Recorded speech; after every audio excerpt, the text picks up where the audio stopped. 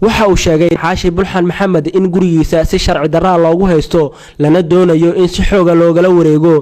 waxaana intaa ku daray in gurigan dokumentiyo sharci darro dadkan ku haysta ay u wataan isagana dokumentigii sharciga ah uu haysto uuna deganaa in ka badan 25 sano waxa uu xaashi bulxan maxamed intaa raaciyay in loo adeegsanayo shaar dawladeed waa sida uu hadalka u dhigay guriga oo aan sida uga fogeyn xeebta Lido kuna yaala degmada Cabdilcasiis ee gobolka Banaadir xaashi bulxan maxamed ayaa waxa uu baaq u diray madaxda ugu sareysa dawladda iyo waliba cid waliba oo wax kala qaban karta gurigiisa sharci darrada loogu haysto gurigan ana iska leh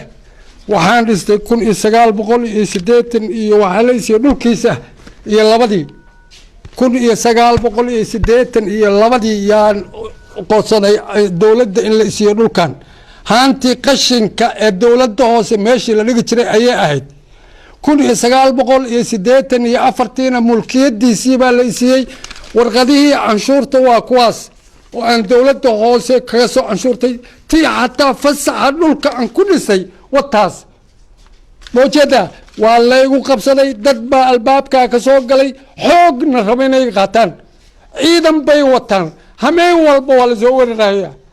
وحنو دعونا يا دوينها وحنو دعونا يا مستي انترناشونال لا يا بابو qaar kamid ah dadka dariska la ah xaashi bulxan maxamed ayaa waxay sheegeen in gurigan xaashi uu leeyahay ayna goobjoog u ahaayeen muddo 25 sano waqti uu dhisanayay ilaa iyo hadda xaashi bulxan dariskeenna 24 sano kadib gurigiisa anagu maalinka uu dhisayo dhagax koob uu ku dajinay ilaa maalinkii anagu taagnayn habeen USC anagu wada qaxnay iskula soo laabanay haddana mar kale ka qaxnay habeenkii ugu dambeeyay shabaab aan iskala qaxnay hal gurina aan ku wada noolaan way wallahi xaashi waxaan leenahay cidii dacwo u qabta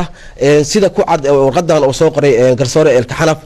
dacwadooda si sharci ah hadii wax sax ah haystaan hawlo yimaadaan laakiin waxaan ka soo horjeednaa in maaragtay si toos ah ama qori ama awood looga saaro aqalka ku deganaa oo ku ilmo dhalay annagu shacabka Soomaaliyeed baana hindi ma nihin